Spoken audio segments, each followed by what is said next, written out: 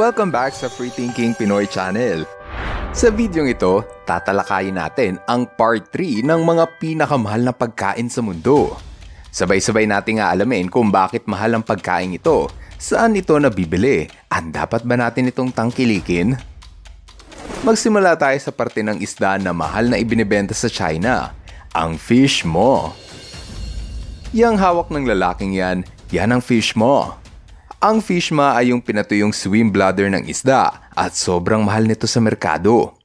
Sa mga bansa gaya ng China, ang pinatuyong swim bladder o fish maw ay nagkakahalaga ng 100,000 pesos kada kilo.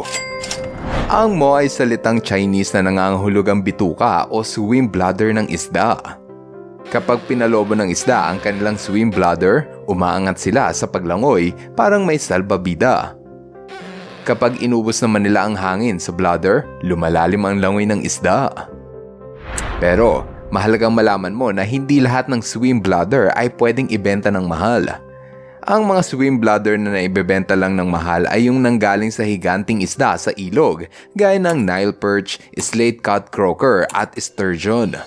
Kaya kung plano mong ibenta ng mahal ang bitukan ng bangus at tilapia, pues walang gustong bumili niyan sa'yo.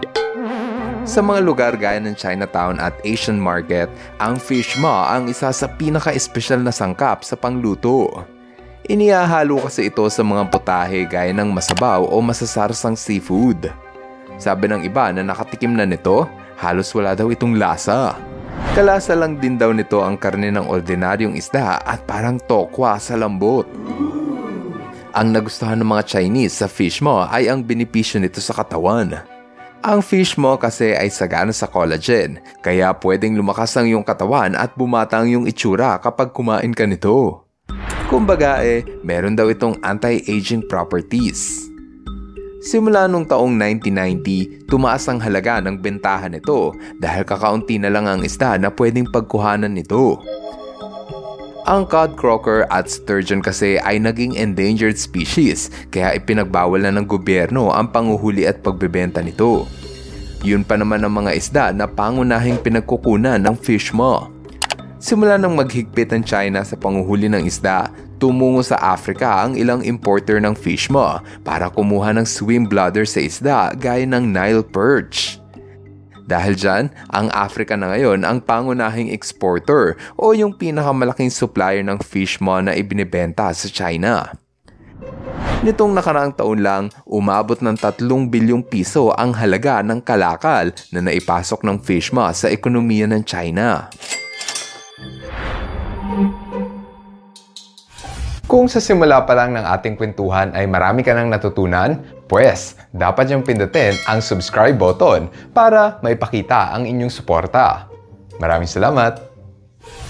Ang sumunod sa ating listahan ay ang itlog ng hayop na maraming tao ang pinandidirihan. Ito ang snail caviar o yung itlog ng kuhol. Dito sa isang farm sa United Kingdom, naging kabuhayan nila ang pangungulekta ng itlog ng snail. Yung mga kulay na puting bilog, yan ang itlog ng kuhol. Kapag pinagsama-sama mo ito sa garapon, tinatawag na itong caviar. Sosyal man tignan pero kadiri pa rin. Itlog kaya yan ng kuhol. Marahan itong hinuhukay sa lupa kung saan inililibing ng snail ang kanilang itlog. Dahan-dahan nila itong hinuhugasan para matanggal ang mga dumi at mikrobyo. Parang ginto na nga ang trato sa mga itlog nito dahil ang 1 kilo nito ay nagkakahalaga ng 100,000 pesos. Wow, sana all may ganyang pera. Mga bansa sa Europa ang kadalasang bumibili ng ganitong produkto. Maraming dahilan kung bakit mahal ang benta rito. Una, ito ay dahil sa ang pangungulekta nito ay labor intensive o yung sobrang mabusisi ang paghawak rito. Kailangan ng mga taong nagtatrabaho rito ay biyasa, kundi ay masisira lang ang mga itlog. Mabusisi rin itong kinikilatis kung alin ang sira at kung alin ang pwedeng ibenta. Pangalawa, masyadong mataas ang demand rito at maraming tao ang gustong bumili. Yun nga lang, kakaunti ang supply ng itlog dahil ang kuhol na ginagamit rito na Burgundy snail ay kakaunti lang mangitlog kada taon. Pangatlong dahilan ay dahil sa espesyal na lasa nito na hindi mo matitikman sa ibang pagkain. Kasing lasa daw nito ang pinaghalong kabote, kahoy at may halong lasa daw ng lumot. Sa mga sosyal na restaurant gaya nito, naging patok sa mayayamang customer ang pagkain ng caviar dahil sobrang sarap daw nito. Ikaw, willing ka bang gumastos para tikman ang itlog ng kuhol? Paalala lang ha, hindi lahat ng itlog ng kuhol ay pwede niyong kainin gaya ng mga pink na itlog na ito ng apple snail. Yan kasing mga itlog ng apple snail ay may lason na pwedeng magdulot ng pananakit ng tiyan at pagsusuka kapag kinain.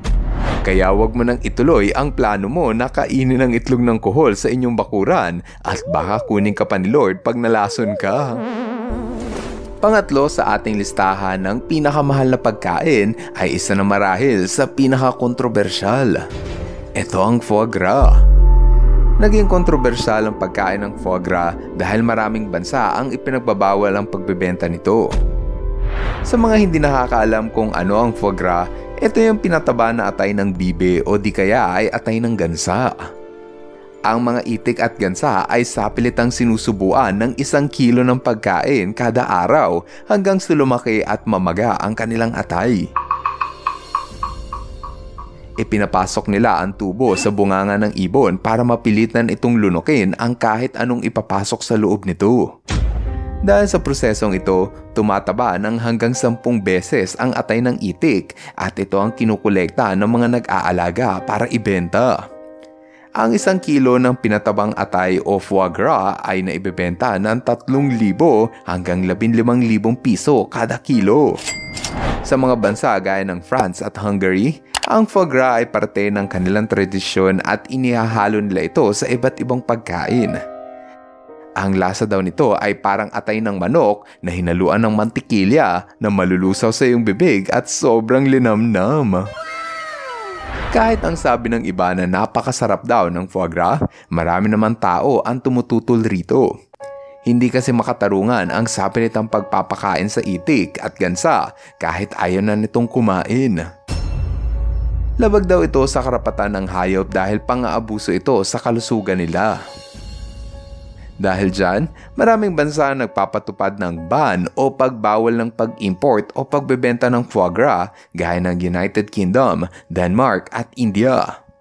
Dito sa Pilipinas, hindi iligal ang pagbebenta ng foie gras. Sa ngayon, kakaunti na lang ang natitirang farm na patuloy na gumagawa ng foie gras. Kaya naman napakamahal ng benta sa foie gras dahil kakaunti na lang ang natitirang farm na gumagawa nito. Ngayong napanood mo kung paano gawin ng foie gras, gusto mo pa rin bang tikman ito? O mas naaawa ka sa kalagayan ng mga alagang itik? Let us know in the comment section. Ang panghuli sa ating listahan ay ang royal jelly. Yang malagkit na kulay puti na kinukuha sa butas, yan ang royal jelly. Kasali ito sa ating listahan dahil ang 1 kilo nito ay pwedeng umabot mula 6,000 hanggang 12,000 piso. Halos 20 beses na mas mahal pa yon kaysa sa 1 kilo ng honey. Sa mga hindi nakakaalam, ang royal jelly ay ang pagkain na tanging bubuyog lamang ang kayang gumawa. Kada umaga, nangungulekta ng nektar ang mga bubuyog galing sa bulaklak at iniuuwi nila ito sa kanilang bahay para simulan ang proseso sa paggawa ng royal jelly. Inaabot ng 2 linggo o 15 araw ang mga bubuyog para makagawa ng royal jelly. Espesyal ang royal jelly sa mga bubuyog dahil ito ang kinakain ng kanilang reyna o yung queen bee. Ito rin ang kinakain ng mga larvae o yung bagong silang na bubuyog. Habang ang mga worker bee naman ay kontento na sa pagkain ng bee bread at honey. Naging espesyal ang pagkain ng royal jelly dahil sobrang masustansya ito.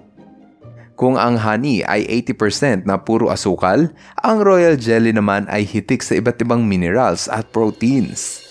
Dahil sa masustansya ang royal jelly na kinakain ng mga reynang bubuyog, halos doble ang laki nito at mas mahaba ang buhay kung ikukumpara sa mga bubuyog na kumakain lamang ng honey. Ito ang tinuturong dahilan kung bakit maraming tao ang nahihikayat ding kumain ng royal jelly. Nakikita kasi nila ang magandang epekto nito sa reyna ng bubuyog na mas mahaba ang buhay. Sabi nila, kapag regular kang kumakain ng royal jelly, mas lumalakas raw ang katawan mo. Inihahalo pa nga ito sa mga gamot at supplement. Naging mahal ang benta ng royal jelly dahil maraming tao ang may nais na makabili nito, ngunit kakaunti lang ang pwedeng kolektahin nito sa bahay ng bubuyog. Kumbaga mataas ang demand, ngunit mababa naman ang supply. Ito ang mga dahilan kung bakit napaka-espesyal at napakamahal ng royal jelly sa merkado. Ngayon, andito na tayo sa ating shoutout portion. Hello kay Ayesha KD. Shoutout kina Jaden at Caitlin Ferrer. Ren Crixus at happy birthday kay Ren Crismond S. Jaen. Ian Dale de la Cruz at Scarlett Giliego. James Adrian Escalona. Jamaica M. Lasak. At kay Enzo John Lawrence. Maraming salamat sa inyong panunod. Now, see you guys in our next video. Bye-bye! Hello mga ka-FTP! Ako si Nomer at nagpapasalamat sa inyong panunood. Kung nagustuhan nyo ang video ito, subscribe na sa FTP channel. Don't forget to hit the subscribe button para updated ka sa mga bagong videos. Paalam!